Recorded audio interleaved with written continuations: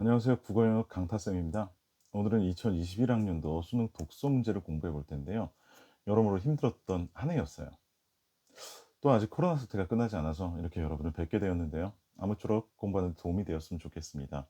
자, 이제 시작해 보겠습니다. 먼저 제가 동영상 하단 부분에 링크를 걸어 놓은 곳에서 파일을 다운로드를 받으셔서 출력해 주시고 잠시 멈춤 버튼을 누른 후에 한번 풀어 보시기를 부탁드립니다. 풀고 시작하지 않으면은요, 공부의 효과가 많이 적을 수 있을 것 같아요. 그러니까 풀고 시작해 보도록 합니다. 여기 전체를 다 읽고 풀고 시작합니다. 자, 이제 잠시 멈춤. 자, 이제 본격적으로 시작하겠습니다. 시작하기 전에 먼저 구독과 좋아요는 필수인 거 아시죠? 별풍선을 받고 싶은 마음 간절하지만 아직 하는 방법 몰라서 오늘 그냥 진행하겠습니다. 혹시 나중에 알게 되면 반강제적으로 별풍선을 요구할 테니까 두둑히 준비하고요. 동영상을 시청해 주시기 바랍니다. 자, 첫 번째 지문은요. 융합 인문 사회 지문이 되겠습니다. 가하고 나 지문이 합쳐져 있는데요. 가 지문 같은 경우에는 18세기 북학파의 북학론에 관련된 그런 지문이 되겠고요. 나 지문 같은 경우에는 18세기 후반 청해 사회 경제적 현실, 청나라의 그런 어떤 현실에 관련된 지문인데요. 두 지문이 묶여서 나오는 경우에는 너무 당연하게 비교와 대조가 많이 사용됩니다. 2021학년도 수능부터 새로 만들어지게 된 그런 어떤 두 지문이 합쳐진 그런 형태가 되겠는데요. 앞으로 지속적으로 이런 문제가 나오게 될 테니 많이 주의를 기울여서 읽어주시기 부탁드리겠습니다. 또 비교와 대조가 되는 부분을 명확하게 찾아서 표시해 주시기 부탁드리겠습니다. 가 18세기 북학파들은 청에 다녀온 경험을 연행록으로 기록하여 청의 문물 제도를 수용하자는 북학론을 구체화하였다. 자, 중요한 얘기, 북학론이라는 얘기가 나왔네요. 자, 북학론을 설명하는 얘기 어디 있을까요? 자, 청의 문물과 제도를 수용하자는 북학론이다라고 얘기했습니다. 자, 이들은 개인적인 학문 성향과 관심에 따라 주목한 영역이 서로 달랐기 때문에 이들의 북학론도 차이를 보였다라고 얘기를 하고 있어요. 그렇죠? 자, 여기 뭐뭐하기 때문에 차이를 보였다라고 얘기했으니까 요 앞에까지는 뭐가 되겠어요? 이유가 되겠어요. 이유. 자, 그리고 북한의 차이를 보였다라는 그런 어떤 결과가 이렇게 나타나게 된 거지. 그래서 이들에게는 동아시아에서 문명의 척도로 여겨진 중화관념이 청이 현실에 대한 인식에 각각 다르게 반영된 것이다라고 얘기를 하고 있습니다. 자, 중화관념이 청의 현실에 대한 인식에 각각 다르게 반영이 된 것이다라고 얘기를 합니다. 이 다르게 반영된 것이 차이를 보인 것의 구체적인 내용이라고 볼 수가 있겠습니다.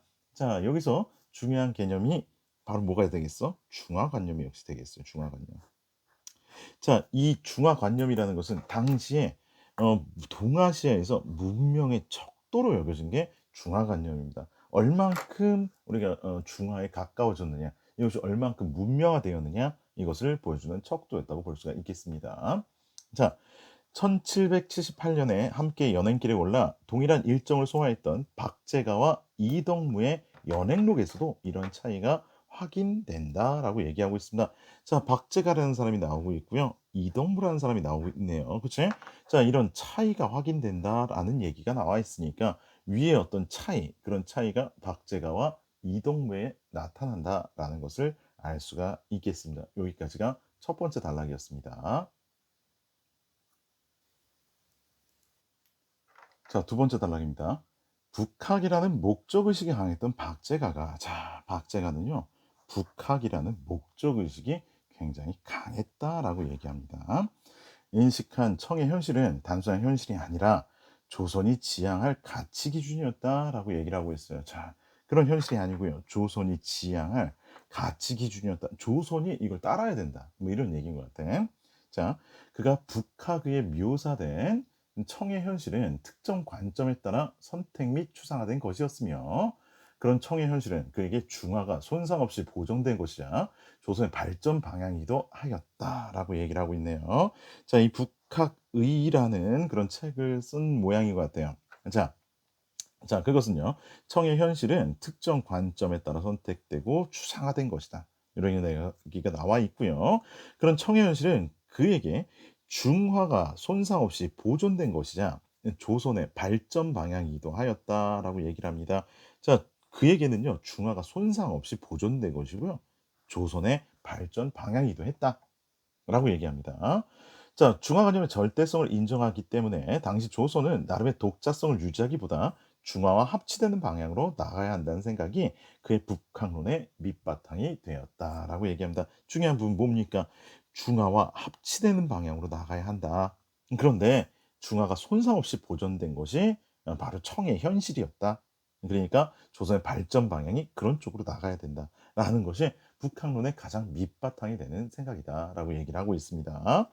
자, 하지만 명에 대한 의리를 중시하는 당시 주리의 견해에 대해 그는 의리 문제는 청이 천하를 차지한 지 100여 년이 지나며 자연스럽게 소멸된 것으로 여기고 청의 문물 제도의 수용이 가져다 주는 이익을 논하며 북학론의 당위성을 설파하였다라고 합니다. 자, 명에 대한 의리를 중시하는 당시 주류의 견해라고 얘기했어. 근데 의리 문제는 이미 100여 년이 지났단 말이야. 그러니까 소멸이 된 거야. 그래서 청문물이 제도를 수용하는 게 주는 그런 어떤 이익을 논하면서 북학론의 당위성을 설파하게 됩니다. 자, 대체로 이익 추구에 부정적이었던 주자학자들과 달리라는 요 달리라는 요런 표현들 잘 봐 주세요. 그치? 자, 주자학자들과 달리 이익을 추구하는 인간의 자연스러운 욕망으로 긍정하고 양반도 이익을 추구하자는 등 실용적인 입장을 보였다. 누가? 바로 박제가가 실용적인 입장을 보인 사람이었다라는 것을 우리가 알아두시기를 부탁을 드리겠습니다. 자, 여기까지의 내용이 두 번째 단락이었습니다. 자, 이제 세 번째 단락입니다. 이덕무 입연기를 저술하면서 청의 현실을 객관적 태도로 기록하고자 하였다. 자, 이덕무의 책은 입연기, 발로 하면 발연기고요. 입으로 하면 입연, 그게 아니고요. 입연기, 그러니까 입 들어간다는 거야. 어디 연경에 들어가는 뭐 그런 기록을 입연기라고 했겠죠. 뭐 발연기가 아니고요. 자, 저술하면서 청의 현실을 객관적 태도로 기록하고자 하였다. 객관적 태도로 기억하고자 하였다. 요런 말들을 좀 주목해 주시고요. 자, 이동무라는 사람은 객관적인 태도를 유지하고자 했다고 하는데요. 잘 정비된 마을의 모습을 기술하며 그는 황제의 행차에 대비하여 이뤄진 일련의 조치가 민생과 무관하다고 지적하였다. 민생과 무관하다고 지적합니다. 황제가 너무 화려하게 행차를 꾸몄나 보죠. 그러니까 이건 민생과는 백성들의 어떤 삶과는 좀 무관하다. 이런 지적을 합니다. 하지만 그렇다고 해서 청문물들을 나쁘다고 얘기한 게 아니에요. 청문물의 효용을 도외시하지 않고 박제가 마찬가지로 이런 표현들이 나올 때 주목해 주시기 부탁드려요. 같다라는 거야, 비슷하다라는 거야. 그치? 자, 물질적 삶을 중시하는 이용 후생에 관심을 보였다라고 얘기합니다. 자, 이런 건 박제가하고의 공통점이라고 볼 수 있겠는데, 자, 위에 이 단락을 다시 한번 보시면은요, 이 단락에서는요, 박제가하고 뭐 주자학자들과의 차이점이 드러난단 말이야. 그런데 요 다음 단락, 세 번째 단락에서는요, 박제가와 이덕무의 어떤 공통점, 이런 것들을 보여주고 있다는 거지. 자, 그러면서 자, 다음 부분 볼게요. 스스로 평등견이라 불렀던 인식 태도를 바탕으로 그는 당시 청에 대한 찬반의 이분법에서 벗어나 청과 조선의 현실적 차이뿐만 아니라 양쪽 모두의 가치를 인정하였다. 자, 평등견에 네모가 쳐져 있는 거 보니까 이거 문제 나오겠네요. 중요하네. 자, 평등견이라는 것이 무엇일까요? 평등한 견해, 평등한 강아지는 아니겠지. 평등한 견해겠지. 그치? 자, 청에 대한 찬반 이분법에서 벗어나야 된대. 이 이분법 같은 건 안 된대요. 그죠? 자, 그래서 청과 조선의 현실적인 차이, 그다음에 양쪽 모두의 가치를 인정해야 돼. 자, 청과 조선의 현실적 차이도 인정하고요. 양쪽 모두의 가치를 인정해야 한다. 두 번째네요. 자, 이런 것이 바로 이덕무의 생각이었어요. 이게 평등견인 거야. 차이를 인정하고 가치를 다 인정을 해 줘야 되는 거지. 자, 이런 시각에서 그는 청과 조선은 구분되지만 서로 배타적이지 않았다라고 봤습니다. 구분이 되지만 서로 등을 돌리고 싸워야 되는 그런 입장은 아닌 거야. 서로 배척하고 막 이래야 되는 입장은 아닌 거죠. 즉, 청을 배우는 것과 조선 사람인 조선 풍토에 맞게 살아가는 것은 서로 모순되지 않는다는 것이다. 그러니까 청을 배우기도 배우면서 어 조선 풍토에 맞게 살아가는 거, 이 두 가지가 다 가능하다는 거야. 모순되지 않는다는 거죠. 하지만 하지만이 한 번 더 나왔습니다. 자, 그는 중국인들의 외양이 만주족처럼 변화된 것을 보고 비통한 감정을 토로하며 중화의 중심이라 여겼던 명에 대한 의리를 중시하는 등 자신이 제시한 인식 태도에서 벗어나는 모습을 보이기도 했다라고 얘기합니다. 자, 요기 때문에 헷갈리는 사람이 굉장히 많을 텐데, 자신이 제시한 인식 태도, 이것이 바로 뭡니까? 평등견이었단 말이야. 그죠? 그런데 이 평등견에서 벗어나는 모습을 스스로 보이기도 합니다. 자, 그 모습들이 어떤 모습들이었느냐? 자, 만주족, 이거 청나라 민족을 만주족이라고 얘기하죠. 그다음에 중국인들은 명나라, 우리가 애초부터 섬기고 있었던 그 중화의 중심이 되는 나라는 우리 명나라라고 생각했었단 말이야. 자, 그런데 이런 중국인들이 외양이 전부 만주족처럼 변했어. 그걸 보고 슬퍼합니다. 그죠? 그래서 명에 대한 의리를 중시한다. 이미 명나라가 망한 지 100여 년이 지났단 말이야, 위에 나와 있듯이. 그런데도 불구하고 그런 의리를 중시하는 그런 모습들을 보이는 것은 약간 자기의 평등견이라는 그런 견해하고는 좀 상반되는 견해가 아닌가라는 생각이 좀 드러납니다. 그래서 벗어난 모습을 보이기도 했다라는 이야기를 해 주고 있네요. 자, 여기까지가 가글 전체였습니다.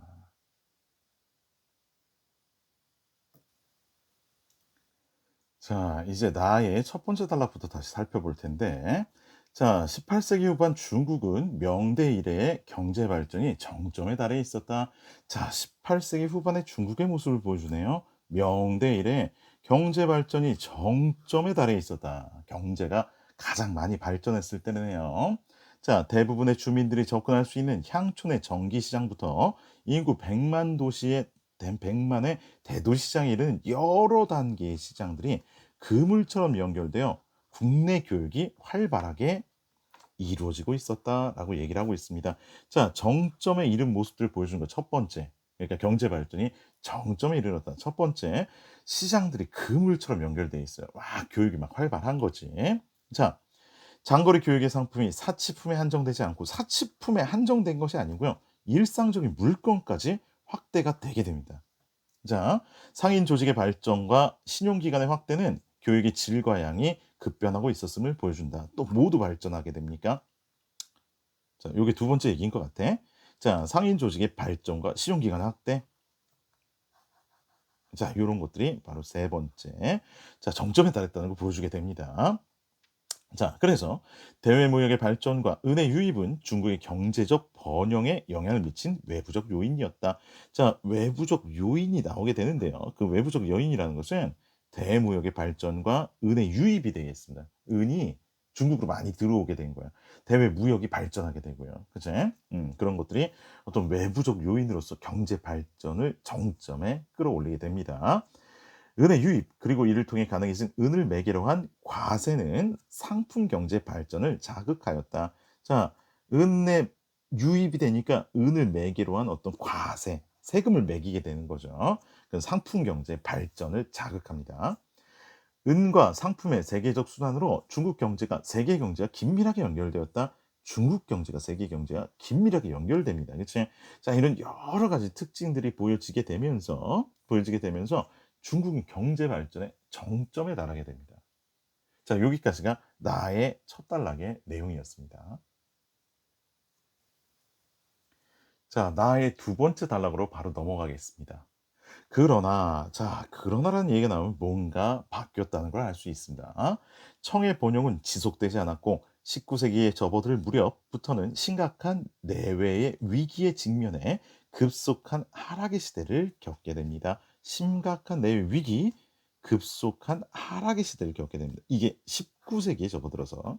자, 북학파들이 연행을 했던 18세기 후반에도, 자, 19세기보다는 약간 이전입니다.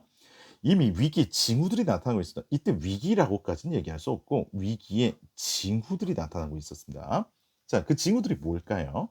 급격한 인구 증가로 인한 여러 문제는 새로운 작물 재배, 개간, 이주, 농경 집약화 등 민간의 노력에도 불구하고 해결되지 않았다라고 얘기합니다. 자, 첫 번째, 급격한 인구 증가로 인한 여러 문제들이 발생을 하게 됩니다.